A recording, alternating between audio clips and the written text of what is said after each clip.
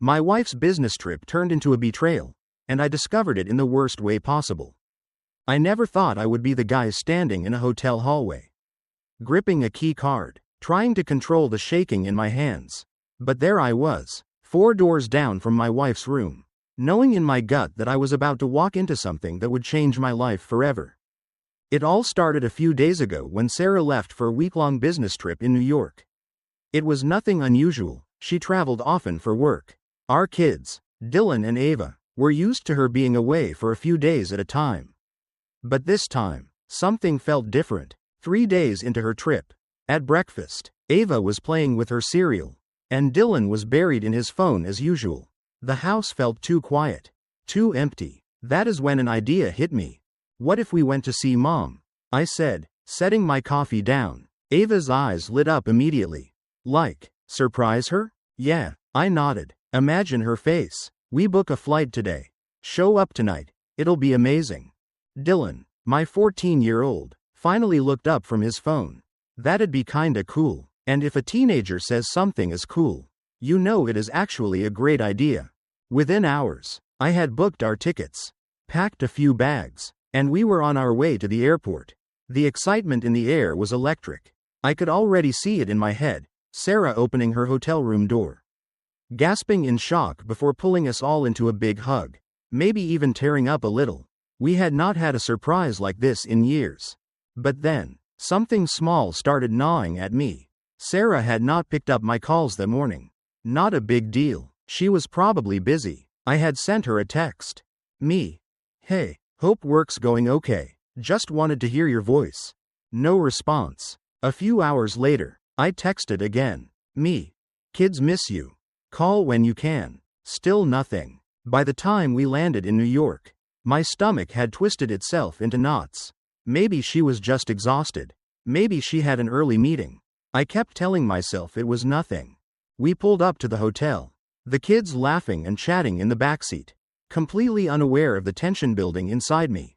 I walked to the front desk, smiling at the receptionist. Hey, my wife is staying here, Sarah Carter. I wanted to surprise her. Could you tell me her room number?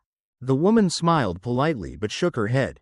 I'm sorry, sir, we can't give out room numbers. Right, hotel policy. I pulled out my credit card. That's fine. Could you just call her room and let her know her husband and kids are here? She nodded, dialed the number, then frowned. She is not answering. Something in my chest tightened. Maybe she's asleep, I said quickly. Out. It's been a long work trip. Then the receptionist hesitated before glancing at the screen. It says here she checked in, with a +1. My heart stopped. A +1? I repeated, my voice coming out too steady, too calm. She looked at me with that quiet, uncomfortable sympathy that told me everything I needed to know. That was the moment I knew. I had just flown across the country to surprise my wife, and she had not even checked in alone. I stood there at the hotel check-in desk, gripping my wallet a little too tight, trying to process what I had just heard. A +1. My brain refused to accept it, but my gut already knew the truth. Are you sure? I asked, my voice carefully controlled. The receptionist hesitated, clearly uncomfortable. I can't disclose personal guest information. Sir. I nodded slowly, forcing a smile that felt like it would shatter at any second. Right, of course. I turned away from the desk, my mind racing. My kids were sitting just a few feet away in the lobby, completely oblivious. Ava was swinging her legs excitedly, probably picturing the moment we'd surprise her mom. Dylan had his headphones in, scrolling through his phone. I swallowed hard, forcing down the sick feeling rising in my throat. I had to hold it together. All right, guys, I said, putting on my best dad voice.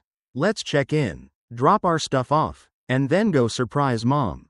Ava beamed. Can we jump out and yell, surprise, when she opens the door? I forced a chuckle. That's the plan. The 3 of us made our way up to our hotel room, and I let them settle in while I went into the bathroom. My hands were shaking as I gripped the sink, staring at my reflection. Breathe, I told myself. Think. I needed to know the truth. I couldn't just storm into her room without proof.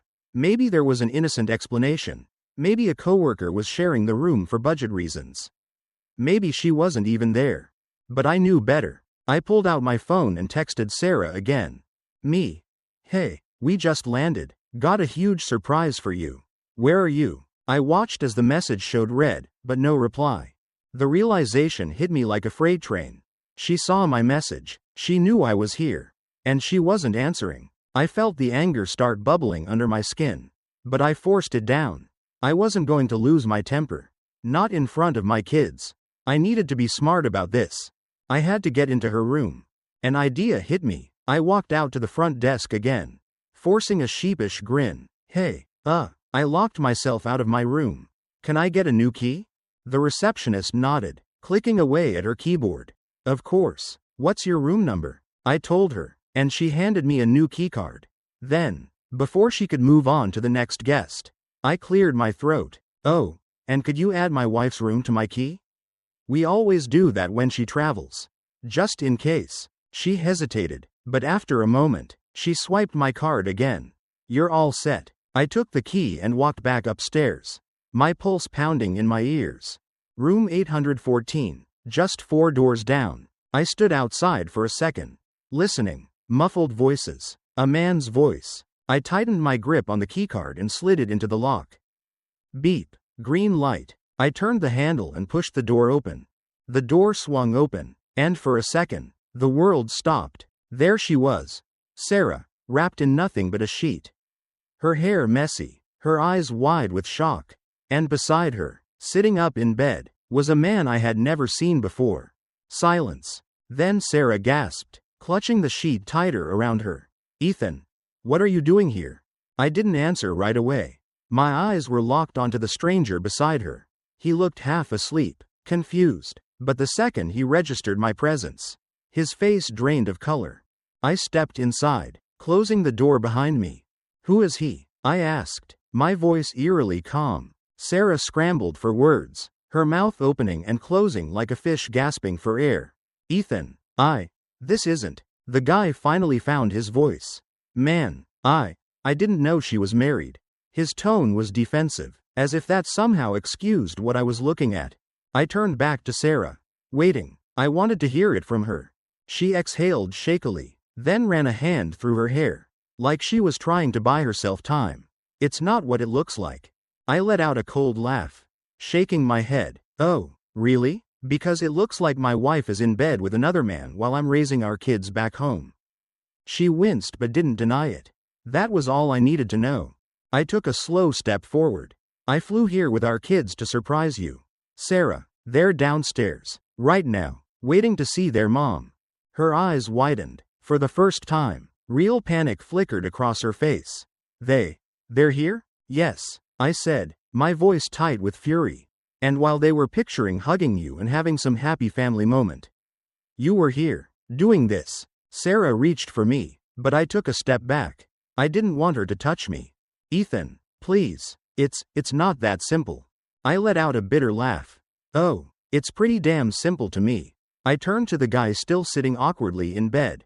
What's your name? He hesitated. James. Well, James, I said, my voice cold. You should get the hell out. James didn't need to be told twice. He practically jumped out of bed, scrambling for his clothes. Sarah didn't stop him. She didn't even look at him. I stared at her, at the woman I had spent the last decade building a life with. The woman I had trusted. Tell me the truth, I said, my voice quieter now. How long has this been going on? Sarah swallowed hard, looking away. That was answer enough. I let out a slow breath.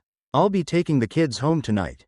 Wait, Ethan, no, let's talk about this. I shook my head. There's nothing to talk about. Sarah, you made your choice. And with that, I turned and walked out, leaving her in the wreckage of what she had just destroyed.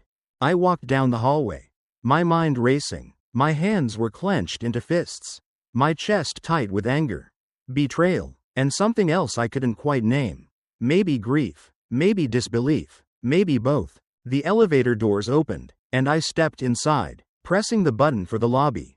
My reflection in the mirrored walls stared back at me, a man who had just lost everything. When I reached the lobby, I saw Jake and Lily right where I had left them, sitting in the waiting area. Jake was scrolling through his phone.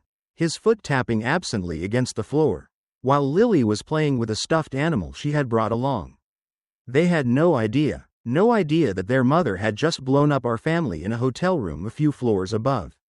Lily looked up first, her face lighting up. "Daddy, can we see Mommy now?" My heart twisted. I forced a smile. "Not yet, baby. She's busy with work." Lily pouted. "But we flew all this way." I crouched in front of her, brushing a strand of hair behind her ear. "I know, sweetheart, but I was thinking, how about we do something fun instead? Ice cream, maybe? A little adventure before bed?" Her frown vanished instantly. "Yes, can I get sprinkles?" "Of course," I said, my voice steady even though my insides felt anything but. I glanced at Jake, who was watching me carefully. He was older, old enough to know when something wasn't right.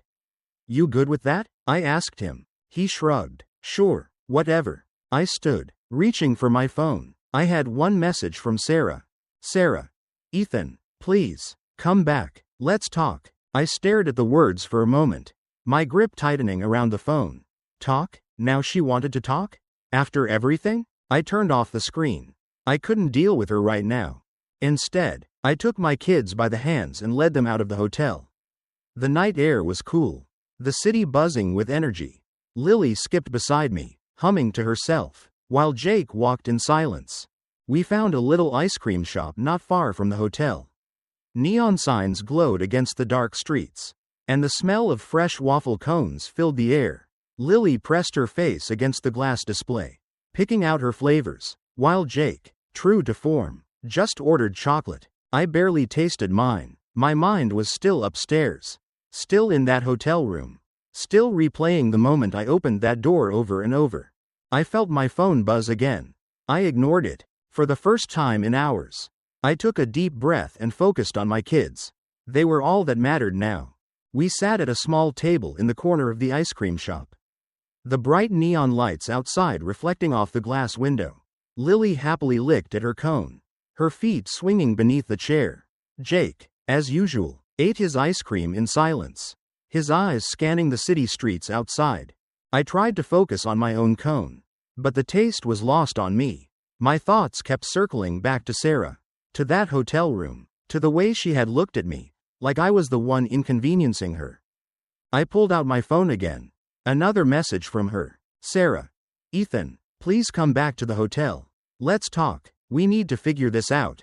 I clenched my jaw. There was nothing to figure out. She had already made her choice.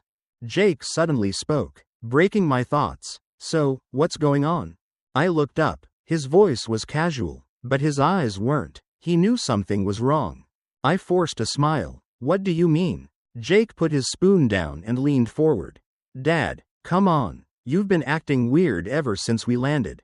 And where's Mom?" Lily looked up at me, her mouth full of ice cream, waiting for an answer. I exhaled slowly. I had no idea how to explain this. How do you tell your kids that everything they know about their family, their home, their mother, is about to change forever? "She's busy, Bud," I said, keeping my voice even. "She's got a lot going on with work." Jake stared at me, unimpressed. "So why did she text you to figure this out, if she's busy with work?" Damn, I underestimated him. I cleared my throat. "Because," I hesitated, choosing my words carefully, "because sometimes grown-ups need to talk about things. And right now, your mom and I have a few things we need to work through." His expression didn't change, but he went back to eating his ice cream. He didn't believe me, not for a second. Lily, on the other hand, seemed satisfied with my answer. "Mommy will be happy we came, right?" she asked, her voice innocent, hopeful. I swallowed hard. I couldn't let her see how much that question wrecked me. "Yeah, baby," I lied. "She'll be happy." The words burned coming out. I forced myself to finish my ice cream, even though every bite felt like lead in my stomach. My phone vibrated again. Another message from Sarah. "Sarah. Ethan, please, at least come back so we can talk about the kids." The kids, of course. Now she remembered them. I turned off my phone, pushed my chair back, and smiled at my daughter. "All right, kiddo, you ready to head back?" Lily wiped ice cream off her chin and nodded enthusiastically. "Yep." I stood up, my mind already made up. We weren't going back to the hotel. Not tonight. Not ever. I walked with the kids down the busy Chicago street. The city lights flickering against the pavement. The weight in my chest hadn't lifted. But I had made up my mind. We weren't going back to that hotel. We weren't going back to her. Jake walked a step behind me, his hands buried deep in his hoodie pockets. Lily clutched my hand, skipping every few steps, completely unaware of the storm raging inside me. I had to get them home. Dad, are we heading back to the hotel now? Jake finally asked. His voice was casual, but I could hear the edge beneath it. I hesitated for half a second before shaking my head. No, Bud. Change of plans. We're flying home tonight. Jake stopped walking. Wait, what? Why? Lily's face fell, but we didn't surprise Mommy yet. My throat tightened. I crouched down in front of her, brushing a strand of hair from her face. I know, sweetheart, but something came up, and we have to go home early. She pouted. Is Mommy coming with us? I swallowed hard. Not right now, baby. Lily's face scrunched in confusion. But before she could ask another question, Jake spoke up. Something's going on, he said flatly. Just tell us the truth. Dad. I stood up, running a hand over my face. I wasn't ready for this conversation. Not here. Not now. We'll talk when we get home, I said finally. Jake let out a sharp breath, shaking his head. Whatever. He didn't press me further, but I could tell he wasn't letting it go. We reached the car, and I buckled Lily into her seat while Jake slid into the passenger side. His arms crossed. The moment I sat behind the wheel, my phone buzzed again. Sarah. Ethan. Where are you? Are you coming back? I gritted my teeth and turned my phone off. I wasn't coming back. As I pulled onto the highway toward the airport, I glanced at my kids in the rearview mirror. Lily was humming softly to herself, completely oblivious to the shift in our world. Jake, though, he knew something was about to change. And no matter how much I wanted to protect them from it, there was no stopping it now. Sarah had made her choice. Now, I was making mine. The airport was quieter than I expected. The hum of travelers moving through the terminal blending into the background as I led the kids toward our gate. The weight in my chest hadn't lessened. If anything, it had settled in deeper. A dull ache that refused to leave. Lily held onto my hand, still bouncing with excitement, completely unaware of the reason we were really heading home early. Jake, on the other hand, had barely spoken a word since we left the hotel. As we sat near the gate waiting for our flight, I could feel Jake's eyes on me. I knew he was waiting for an explanation. He deserved one, but I still didn't know how to say it. So, he finally said, his voice low but firm. Are you gonna tell me what's going on now? I exhaled, rubbing my temples. Jake, let's just get home first. Okay? His jaw tightened. Dad, come on. I'm not a little kid. You think I haven't noticed how weird you've been acting? How you won't even check your phone? Why are we leaving? What happened? I glanced at Lily, who was swinging her legs and humming to herself, completely oblivious to the tension between us. I lowered my voice. We'll talk later. Jake, just not here. His eyes darkened with frustration, but he nodded stiffly and leaned back in his chair, crossing his arms. I sighed and stared at my phone. The screen still dark. I knew Sarah had called. She had texted, probably a dozen times, but I didn't care. She made her choice the moment she let another man into her bed. I clenched my jaw, trying to push the images out of my mind, but they were burned there, permanent. The dim light of the hotel room, the smell of cologne that wasn't mine, the way she had rolled her eyes at me like I was the one being unreasonable. A voice came over the intercom announcing that our flight was boarding. Lily cheered, grabbing her tiny backpack, and Jake stood up stiffly. I reached for my suitcase, my grip tightening around the handle. This was it. One-way flight, no return. As we walked toward the gate, Jake finally spoke again, his voice lower this time. Are you and Mom getting divorced? I froze for a fraction of a second before I forced myself to keep moving. I glanced at him, meeting his sharp, knowing eyes. He wasn't asking because he was confused. He was asking because he already knew the answer. I took a breath, steadying myself. Yeah, buddy, I said softly. We are. Jake swallowed, looking away, but I saw the tension in his shoulders, the way his hands clenched into fists. Lily, still too young to understand, just bounced ahead toward the line. Jake didn't say anything else. He just nodded once. And that silence hurt more than any words ever could. The flight home was quiet. Too quiet. Lily had fallen asleep against my side. Her small fingers still curled into my sleeve like she was afraid I would disappear. Jake, sitting by the window, had his hoodie pulled up, staring out into the dark sky. He wasn't scrolling through his phone. Wasn't watching a movie. He was just sitting there, lost in his own thoughts. I wanted to say something to him, to reassure him, but what could I say? That everything would be okay? That this wouldn't change our family? It would. It already had. Instead, I just sat there, staring at the seat in front of me, running through every moment of the past 24 hours like a nightmare I couldn't wake up from. I still hadn't checked my phone. I knew Emily had been calling, probably sending texts trying to salvage whatever she could. But I didn't care. I refused to let her poison this moment, to let her have one more second of my energy. By the time we landed, the sun was just beginning to rise. The sky was a soft orange, a quiet reminder that no matter how much my world had shattered, the world itself kept moving. We stepped off the plane, exhaustion settling deep in my bones. But I forced myself to keep going. The kids needed me. I needed to get them home. The drive back was just as silent. Lily, still half asleep, dozed off again in the back seat, her head resting against the window. Jake stayed quiet, his arms crossed as he stared out at the passing scenery. When we finally pulled into the driveway, I shut off the engine and just sat there for a moment, gripping the steering wheel. This house, it was different now. It had always been our home, the place where we had made memories, where I had built a life with the woman I thought I knew. But now it was just a building, a place where lies had lived. Lily stirred first, yawning and stretching. "Are we home?" "Yeah, baby," I said softly, forcing a smile. "We're home." She grinned sleepily and unbuckled herself, hopping out of the car like nothing had changed. Jake, however, sat there a moment longer before finally sighing and stepping out. We walked inside, and the house felt still, too still. Lily kicked off her shoes and ran to the living room, already rummaging through her crayons. "I'm gonna make a card for Mommy when she gets home," she announced. I swallowed hard, my chest tightening. Jake, standing next to me, let out a quiet scoff. "She's not coming back, is she?" I exhaled slowly. "No, Jake, she's not." He nodded once, like he had already accepted it, then turned toward the stairs. "Good," he muttered under his breath before disappearing into his room.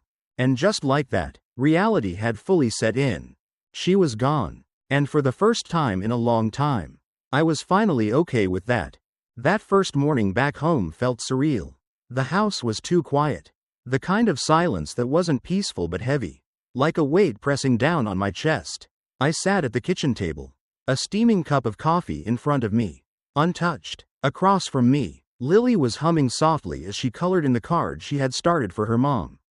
She didn't understand yet. She still thought Emily would walk through that front door at any moment, scooping her up into a hug, acting like nothing had changed. But everything had changed. Jake walked in, rubbing his eyes, his hair messy from sleep. He glanced at Lily, then at me. "You told her yet?" His voice was quiet, but there was something behind it, an edge of frustration, maybe even anger. I sighed, shaking my head. "Not yet." Jake huffed and grabbed a cereal box, pouring himself a bowl without another word. I could tell he wasn't just upset, he was hurt. He had been hurt for a long time, probably longer than I realized. Maybe, in his own way, he had been bracing for this. Lily, oblivious to the tension, proudly lifted her card. "Daddy, how do you spell beautiful?" I forced a smile, swallowing the lump in my throat. "Beautiful." She nodded, carefully writing each letter in big, uneven strokes. "I want to write, my beautiful mommy." Jake scoffed, slamming his spoon into his cereal. "She's not coming back." Lily blinked, confused. "What do you mean?" I shot Jake a warning look, but it was too late. He dropped his spoon into his bowl and leaned back in his chair, arms crossed. "She left. Lily, she's not coming home." Lily's smile faltered. "But she loves us." I reached for her hand. My chest aching. She does, baby. But sometimes grown-ups make choices that hurt people. Even the ones they love. Lily's bottom lip trembled, and I saw the first hint of realization hit her. But she'll come visit, right? I hesitated, not knowing what to say. How could I promise her that when I didn't even know if Emily would try? When she didn't even fight to see them before we left. Jake pushed his chair back and stood up. She didn't even say goodbye. Lily. His voice was quiet, but sharp. She had the chance, and she didn't. Lily shook her head. That's not true. Jake sighed, his frustration clear. Whatever. Then, without another word, he walked back upstairs, leaving Lily staring down at her card, gripping her crayon so tightly her knuckles turned white. I scooted my chair closer, wrapping an arm around her small shoulders. It's okay, baby, she sniffled, then suddenly crumpled the card in her hands, throwing it onto the table. I don't want to give it to her anymore. And just like that, the last bit of innocence she had left about her mother shattered. That night, after I put Lily to bed, I sat alone in the living room, staring at my phone. I hadn't checked it all day, and I knew the messages were there. Emily's desperate attempts to do damage control. To spin things in a way that somehow made her the victim. I took a deep breath and unlocked the screen. Emily, 11:42 a.m., Jason. We need to talk. Emily, 12:30 p.m. Are you really just going to ignore me? Emily, 2:14 p.m. You took the kids and left. That's not fair. Emily, 4:57 p.m. At least let me talk to them. I exhaled slowly, rubbing my temples. She hadn't asked how they were. She hadn't asked if they were okay. If they were hurting. She only cared about herself. About how things looked. A part of me wanted to respond. To demand answers. But what was the point? I had already seen the truth. Lying right there in that hotel bed. Instead, I set my phone down and leaned back against the couch, staring at the ceiling. The exhaustion was deep. Bone deep. But sleep felt impossible. My mind wouldn't shut off. Then, soft footsteps padded down the stairs. Dad? Jake's voice was quiet. I looked up as he walked into the room. His expression guarded. Hey, buddy, what's up? He hesitated before sitting down on the armrest of the couch. His gaze locked on the floor. I don't get it. I sat up, giving him my full attention. Get what? He exhaled sharply. How could she do this? To us? To Lily? His voice cracked just a little. Did she ever even love us? That question hit me harder than I expected. My stomach twisted, and I ran a hand through my hair. Yes, I said softly. She did. She does. But sometimes, love isn't enough. Jake scoffed. That's a crap answer. I let out a small, humorless laugh. Yeah, it is. He was silent for a moment, then finally looked at me. Are you gonna let her come back? His question wasn't just about Emily. It was about us. About what our future looked like now. I met his gaze, steady and sure. No, I said firmly. We deserve better than that. Jake nodded slowly, like he was letting it sink in. Then he sighed, rubbing a hand over his face. Good. It was such a simple word, but I knew how much weight it carried. He stood up and stretched. I'm gonna head to bed. I nodded. All right, kid, good night. As he started walking away, he paused at the bottom of the stairs. Hey, Dad? Yeah? His voice was quieter this time. I'm glad you took us home. I swallowed the lump in my throat. Me too, buddy. Then he disappeared upstairs, leaving me alone again. But this time, the silence didn't feel as heavy. The next morning, I woke up to the smell of coffee.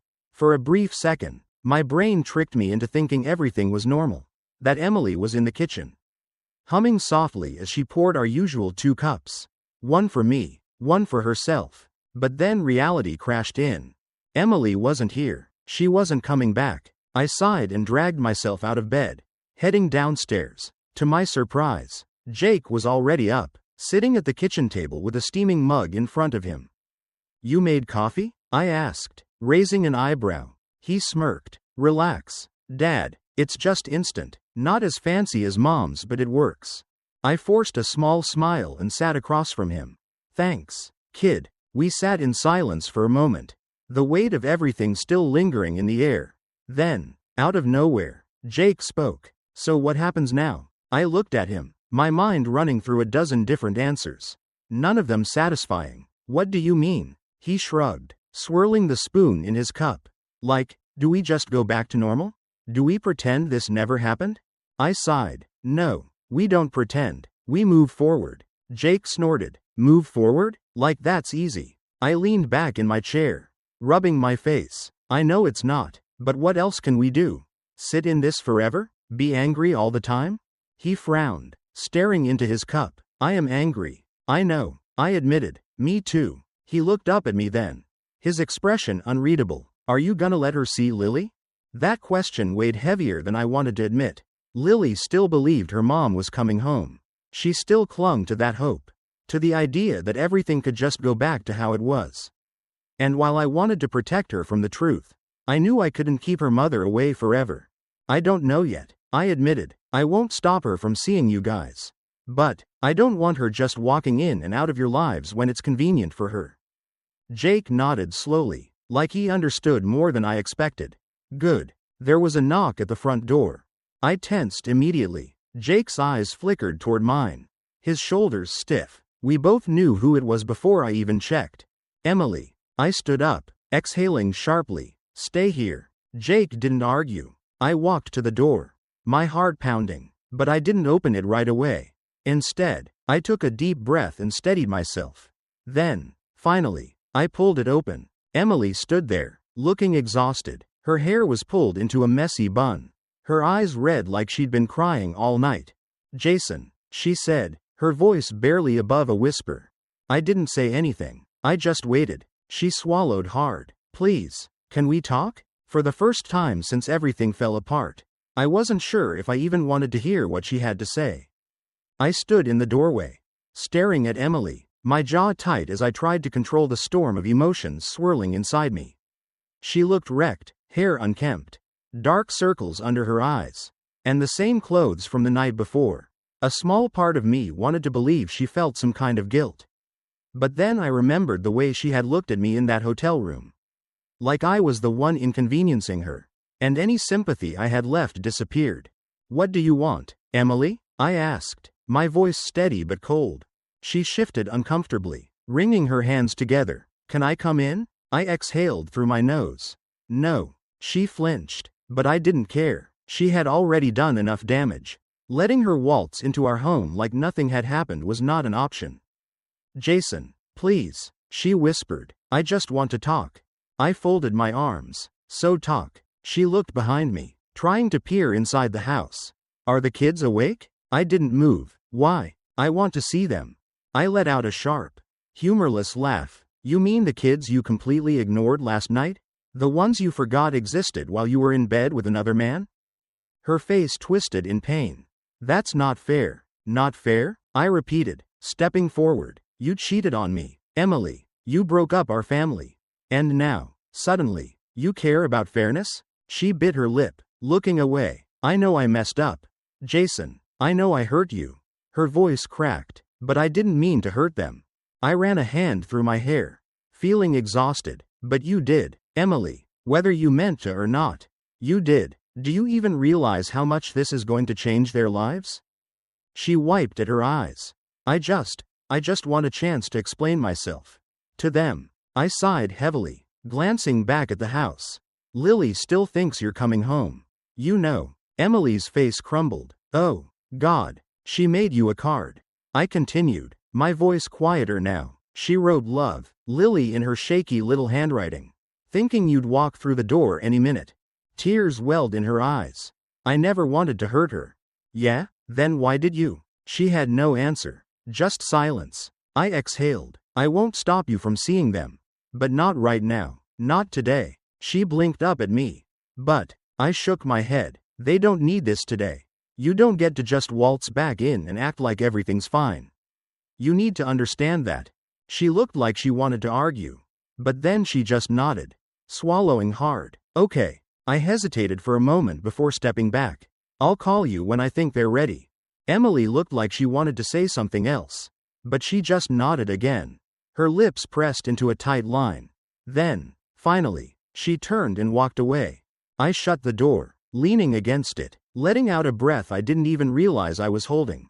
This wasn't over, not by a long shot. But at least for today, my kids wouldn't have to face this mess. And for now, that was enough. Life has a way of revealing the truth in the most painful ways.